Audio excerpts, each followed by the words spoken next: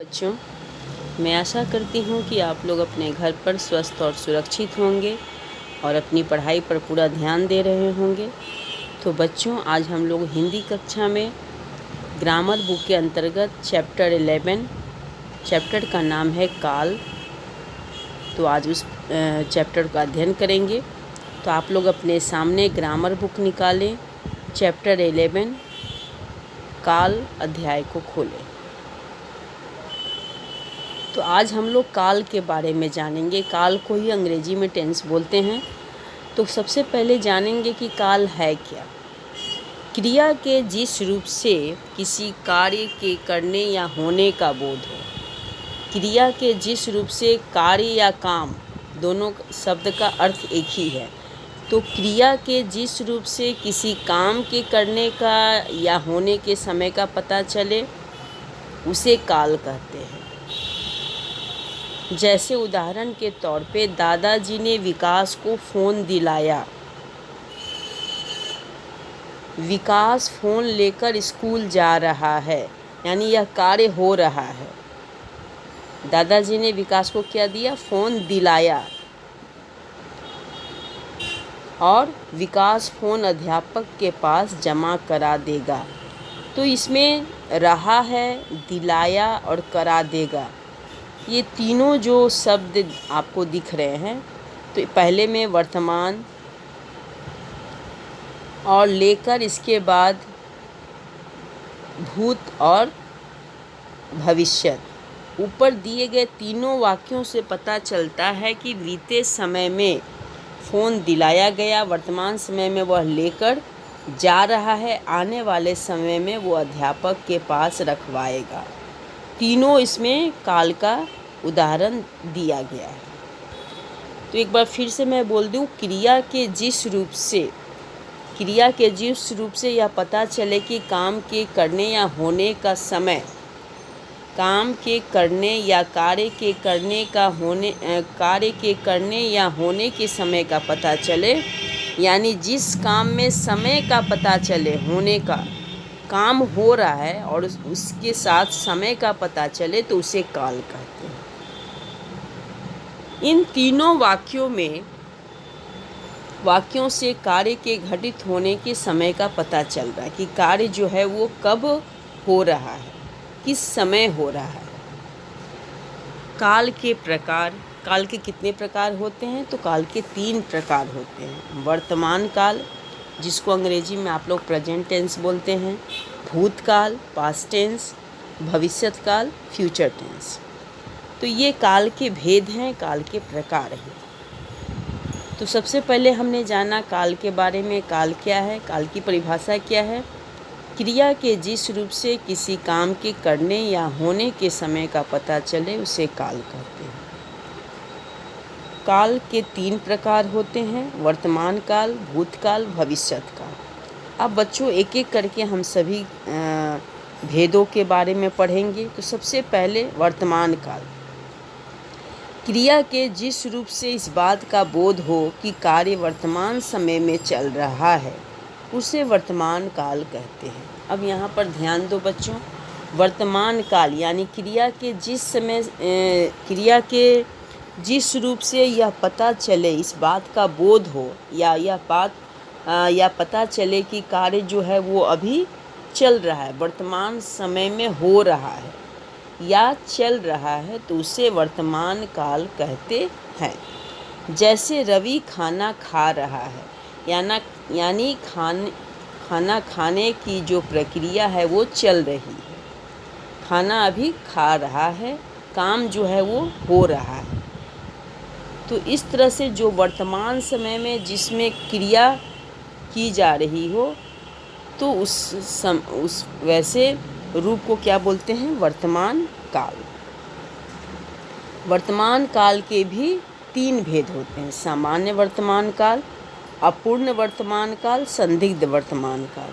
अब इसे अगर याद करना है बच्चों, तो इसको इस तरह से याद करोगे, सामान्य वर्तमान काल, संदिग्ध वर्तमान काल और अपूर्ण वर्तमान काल। तो वर्तमान काल के 3 भेद होते हैं, ये याद रखना। अब आगे हम लोग पढ़ेंगे एक एक करके वर्तमान काल के भेदों के बारे में। सबसे पहला है सामान्य वर्तमान काल। क्रिया के जिस रूप से कार्य का वर्तमान काल में साधारण रूप से होना पाया जाए, जैसे कि नाम है सामान्य वर्तमान काल, यानी जो काम सामान्य रूप से हो रहा हो। क्रिया के जिस रूप से यह कार्य का पता चले कि वर्तमान काल में सामान्य रूप से वह कार्य हो रहा है, तो उसे सामान्य वर्तमान काल कहते हैं। बच्चा खेलते हैं, राधा गाती है, यानी बच्चे खेलते हैं, सॉरी बच्चा वाक्य में दिया है, बच्चे खेलते हैं, राधा गाती है। तो यहाँ पर खेलते हैं काम जो है वो सामान्य रूप से हो रहा है, यानी चल रहा है, खेलने का काम चल रहा है। राधा गा रही है, वो भी काम चल रहा है। राधा गाती है, बच्चे खेलते हैं। तो यह कार्य जो है वो वर्तमान समय में सामान्य रूप से होने के कारण इसे सामान्य वर्तमान काल का उदाहरण कहें। अब अगला देखें अपूर्ण वर्तमान काल। क्रिया के जिस रूप से यह पता चले कि कार्य अभी समाप्त नहीं हुआ है और यह अभी भी चल रहा है, उसे अपूर्ण वर्तमान काल कहते हैं। यानी जिससे पता चले कि काम जो है वो अभी पूरी तरह से समाप्त नहीं हुआ है, कार्य जो है वो अभी भी चल रहा है, उसे अपूर्ण वर्तमान काल कहते हैं। पंकज खेल रहा है, सरिता जा रही है, यानी कार्य जो है वो अभी पूर्ण रूप से नहीं हुआ है, वह कार्य पूर्ण रूप से समाप्त नहीं हुआ है, अभी भी वह जो है वो चल रहा है। पंकज खेल रहा है, सरिता जा रही है। नेक्स्ट है संदिग्ध वर्तमान काल, जिसमें संदेह व्यक्त किया जाए, जिस कार्य में संदेह हो, संदेह की जिसमें भावना व्यक्त हो, तो वैसे काल को हम संदिग्ध वर्तमान काल कहते हैं। जैसे आदर्श पढ़ रहा होगा, तो इसमें संदेह है कि संदेह के रूप में यह बात कही जा रही है कि आदर्श जो है वो पढ़ रहा होगा। सरिता जा रही है, अब सरिता जो है वो जा रही है। बच्चा रोता होगा, बच्चा रोता होगा, यानी इसमें ये आदमी पूर्ण रूप से आश्वस्त नहीं है कि यह कार्य जो है वो हो ही रहा होगा। यह एक संदेह के रूप में, एक डाउट के रूप में यह व्यक्त किया जा रहा है कि यह कार्य हो रहा होगा। आदर्श पढ़ रहा होगा और बच्चा रोता होगा। इस कार्य में पूरी तरह से हम आश्वस्त नहीं है, संदेहास्पद बातें जो है इस कार्य से प्रकट हो रही है, यानी यह कार्य से प्रकट होने के कारण यह संदिग्ध वर्तमान काल के उदाहरण हैं। अब अगले हम काल को देखेंगे, वह है भूतकाल, जिसको बोलते हैं पास्ट टेंस। क्रिया के जिस रूप से बीते हुए समय का ज्ञान हो। भूतकाल मतलब कि जो समय बीत चुका है, जो हो चुका है, उसे भूतकाल कहते हैं। जैसे सुरेश ने खाना खाया, यानी वह खाना खाने का कार्य जो है वो हो चुका है।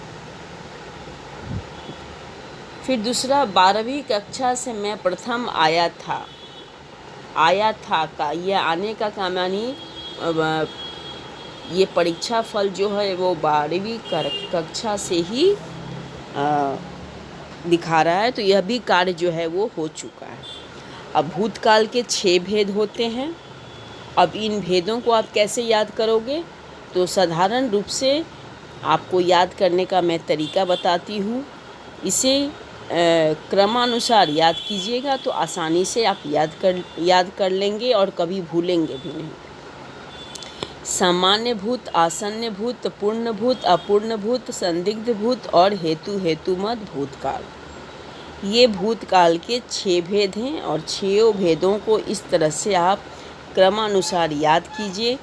याद करना भी है आपको, ये नहीं कि पढ़ें और सुन लिए बस उसको किताब को बंद करके रख दिए, नहीं, जो भी चैप्टर में परिभाषा, भेद, उदाहरण के रूप में समझाया जा रहा है उसे पहले पढ़कर समझें और फिर उसे याद करें, ये भी ज़रूरी है।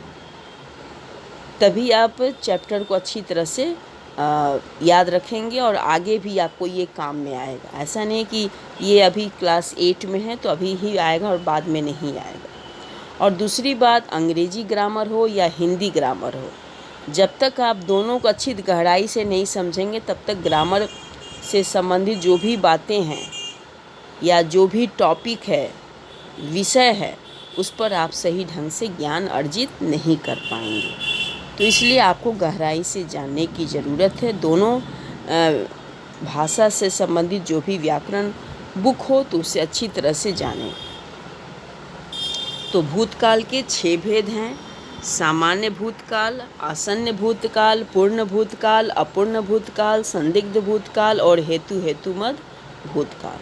सबसे पहले हम लोग जानेंगे सामान्य भूतकाल। जब साधारण रूप से क्रिया के हो चुकने का ज्ञान होता है उसे सामान्य भूतकाल कहते हैं। यानी जो कार्य सामान्य रूप से होने का जिससे ज्ञान हो। सामान्य भूतकाल मतलब कि जो काम सामान्य रूप से हो चुका है। वर्षा हो चुकी, राधा ने खाना बनाया, तो यह प्रक्रिया जो है वो सामान्य रूप से हुई है। वर्षा का कार्य हो चुका है, राधा के खाने बनाने का भी कार्य जो है वो समाप्त हो चुका है। दूसरा है आसन्न भूतकाल। क्रिया के जिस रूप से इस बात की पहचान हो कि कार्य बीते समय में प्रारंभ होकर अभी अभी पूरा हुआ था। यानी जिससे ये पता चले कि कार्य जो है वो बीते समय से शुरू हुआ और अभी अभी वह कार्य जो है वो समाप्त हो रहा है। क्रिया के जिस रूप से यह इस बात का पता चले या इस बात की पहचान हो कि कार्य बीते समय में प्रारंभ होकर अभी अभी पूरा हुआ है, उसे आसन्न भूतकाल कहते हैं। उदाहरण के तौर पे मधुलिका ने काम कर लिया है। तो यानी काम मधुलिका जो है वो पहले से कर रही है और अब जाकर वह कार्य जो है वो समाप्त हुआ है। मधुलिका ने काम कर लिया है।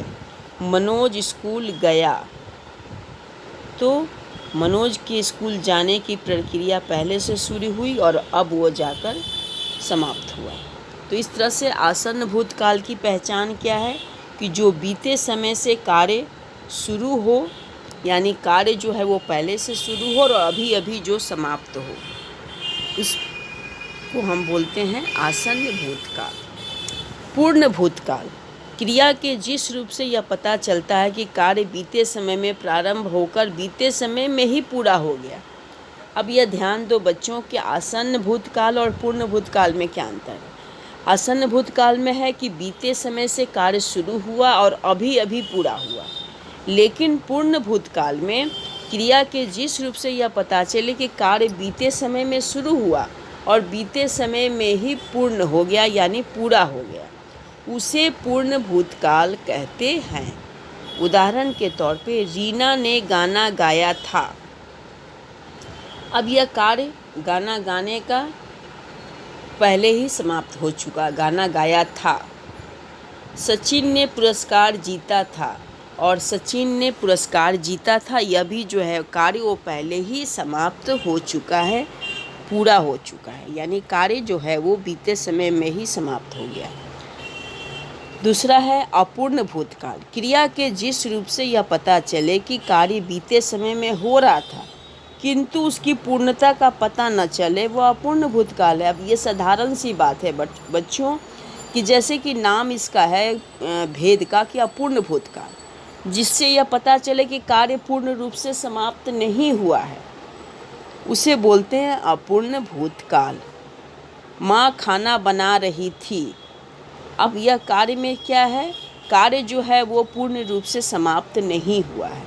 माँ के खाना बनाने का कार्य जो है वो अभी भी समाप्त नहीं हुआ है। मनीष गाना गा रहा था और मनीष के गाना गाने का कार्य भी जो है वो अभी पूर्णतः समाप्त नहीं हुआ है, वो चल रहा है। संदिग्ध भूतकाल। क्रिया के जिस रूप से कार्य के भूतकाल में होने या किए जाने में कारण बताया जाता हो उसे क्रिया के जिस रूप से बीते समय में कार्य के संपन्न होने में संदेह किया जाता हो।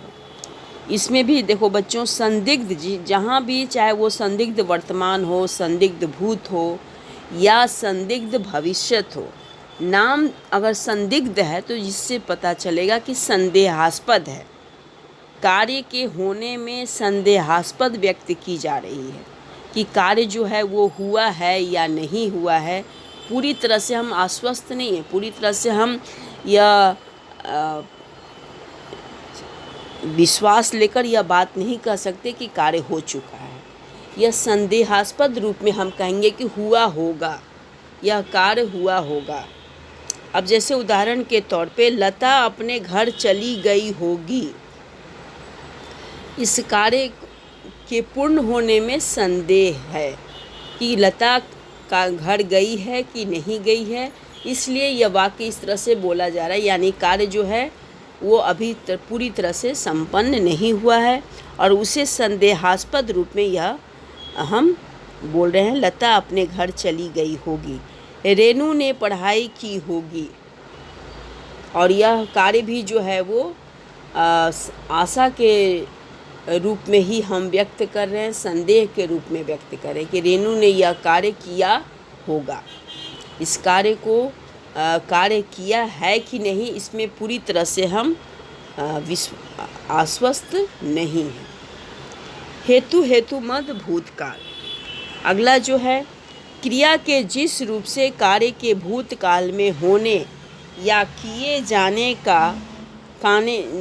जाने में कारण पाया जाता हो उसे हेतु मद भूतकाल कहते हैं। जैसे यदि वर्षा न होती तो मैं विद्यालय चली जाती।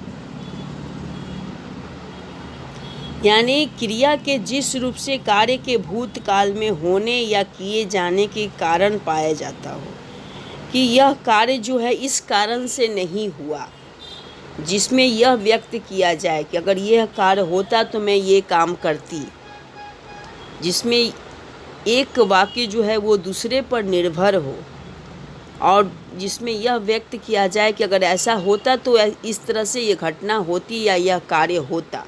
जैसे कि यहाँ पर व्यक्त किया जा रहा है, यदि वर्षा न होती तो मैं विद्यालय चली जाती।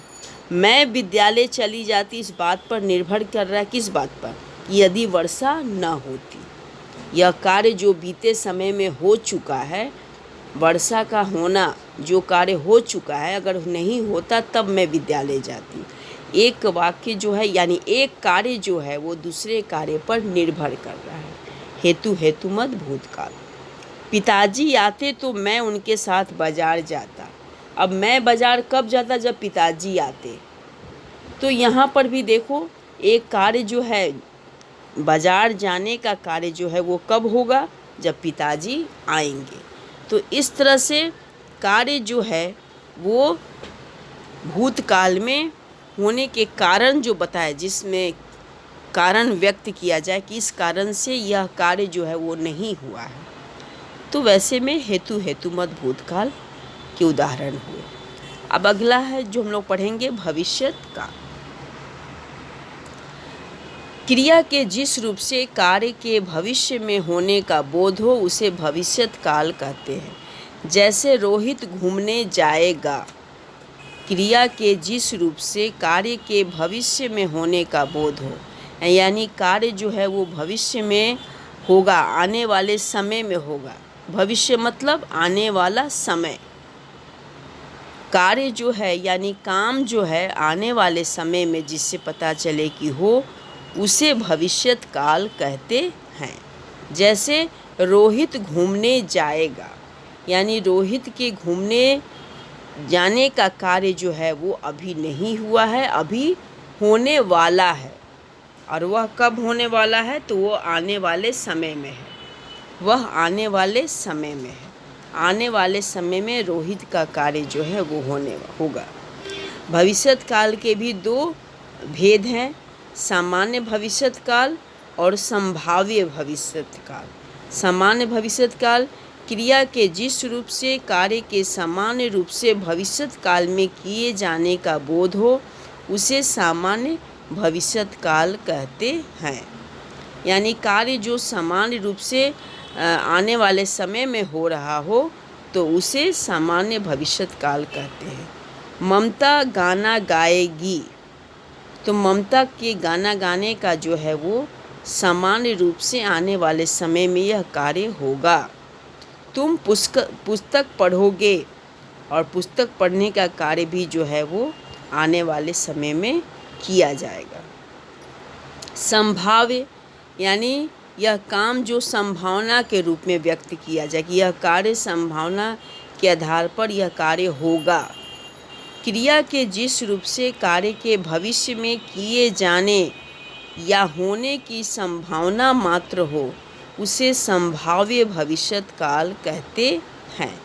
जैसे पीहू शायद आज नहीं आएगी, कदाचित आज धूप निकलेगी।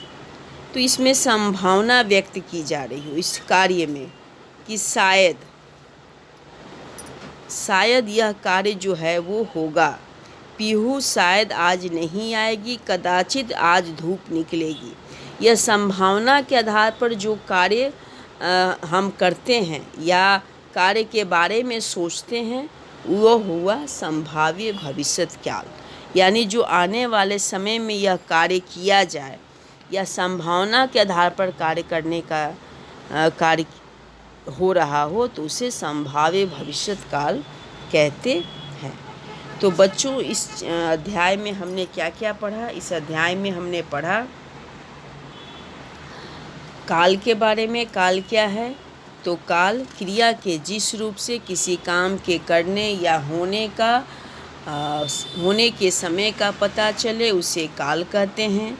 काल के 3 भेद होते हैं, वर्तमान काल, भूतकाल और भविष्यत काल। वर्तमान काल के 3 भेद होते हैं, सामान्य वर्तमान काल, संदिग्ध वर्तमान काल और अपूर्ण वर्तमान काल। नेक्स्ट भूतकाल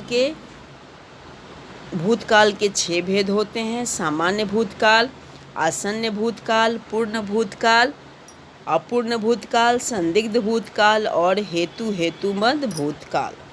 भविष्यत काल के भी 2 भेद होते हैं, सामान्य भविष्यत काल और संभाव्य भविष्यत काल। तो क्रिया के जिस रूप से किसी काम के करने या होने के समय का पता चले, बच्चों ये ध्यान में रखना, इस परिभाषा में क्या पता चल रहा है कि काम के होने के समय का पता चले उसे काल कहते हैं। क्रिया के जिस रूप से किसी काम के करने यानी काम जो किया जा रहा है उसके या होने का या जो काम हो चुका है उसके समय का पता चले उसे काल कहते हैं। ये ध्यान से समझ लो और इसी तरह से ये दिमाग में बैठा लो परिभाषा को। यानी जिस काम में करने का समय पता चले उसे काल कहते हैं। ठीक है, तो काल के भेदों के बारे में और उसकी परिभाषा ये साथ मैंने पढ़ाया। अब इस चैप्टर से संबंधित कुछ मैं प्रश्न जो है वो तुम्हें देती हूँ, इसे करने हैं। तो प्रश्न जो है वो आसान है, फिर भी मैं डिस्कस कर दे रही हूँ उन प्रश्नों को। प्रश्न है, निम्नलिखित वाक्यों की क्रिया भूतकाल की है, इन वाक्यों को वर्तमान और भविष्यत काल में परिवर्तित कीजिए।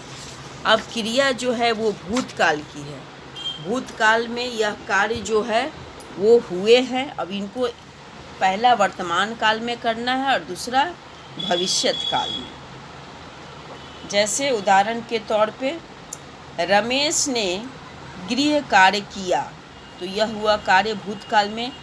तो वर्तमान काल में आप क्या इसको बोलेंगे उदाहरण के तौर पे? तो वर्तमान काल में बोलेंगे कि रमेश ने गृह कार्य कर रहा है, रमेश गृह कार्य कर रहा है या रमेश गृह कार्य करता है, रमेश गृह कार्य करता है। भविष्यत काल में क्या होगा? रमेश गृह कार्य करेगा। रमेश गृह कार्य करेगा। वर्तमान काल में रमेश गृह कार्य करता है। भविष्यत काल में रमेश गृह कार्य करेगा। ठीक है। अब अगला जो है प्रश्न नंबर ख, सुभाष पतंग उड़ा रहा था, तो यह भूतकाल में हुआ। अब इसको वर्तमान काल में क्या लिखेंगे? सुभाष पतंग उड़ा रहा है। सुभाष पतंग उड़ा रहा है। और भविष्यत काल में सुभाष पतंग उड़ाएगा। सुभाष पतंग उड़ाएगा। ठीक है। प्रश्न नंबर ग, मिंटी गुड़िया को सुला आई है। यह हुआ भूतकाल। अब वर्तमान काल में मिंटी गुड़िया को सुला रही है। मिंटी गुड़िया को सुलाती है।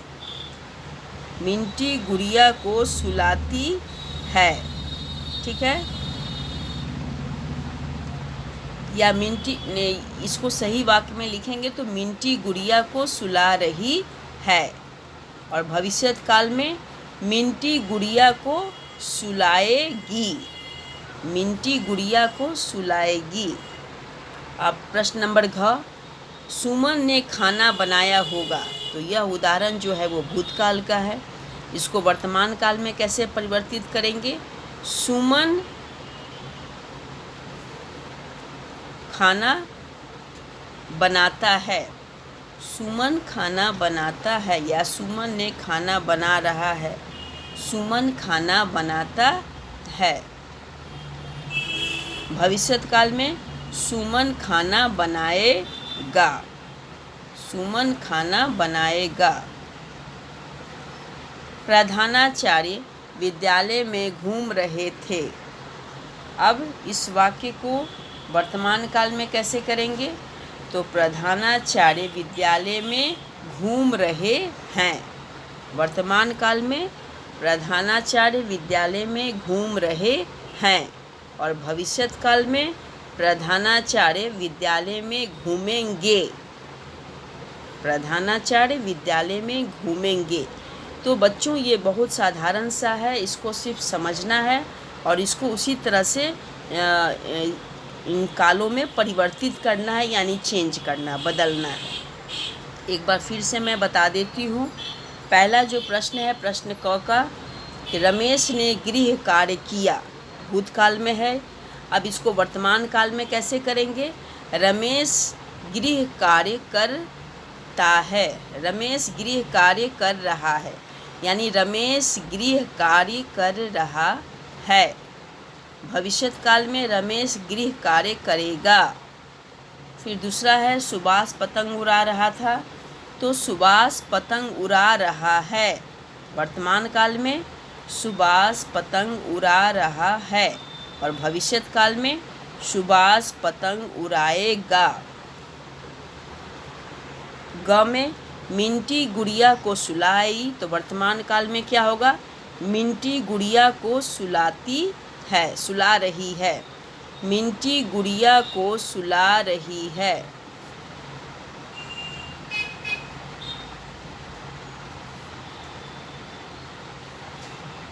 और भविष्यत काल में मिंटी गुड़िया को सुलाएगी। घ, सुमन ने खाना बनाया होगा। वर्तमान काल में सुमन खाना बना रही है। और भविष्यत काल में सुमन खाना बनाएगी।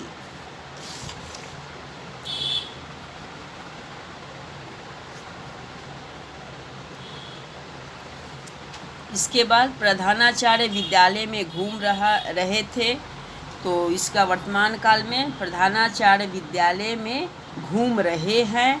और भविष्यत काल में प्रधानाचार्य विद्यालय में घूमेंगे। तो ये जो पांचों प्रश्न हैं बच्चों, इसे आप कर लीजिएगा। मैं आपके समक्ष उत्तर के साथ इसको डिस्कस कर दी। कोई ये जो प्रश्न है वो कठिन नहीं है, आसान है। सिर्फ समझकर आप इसे काल में परिवर्तित कर लीजिएगा। और इस चैप्टर से संबंधित जो भी बातें हैं मैंने जो बताया है उसे उसी तरह से आप याद कीजिए, परिभाषा, भेद और उनके उदाहरण को भी, और इस चैप्टर को ज़रूर पढ़िए।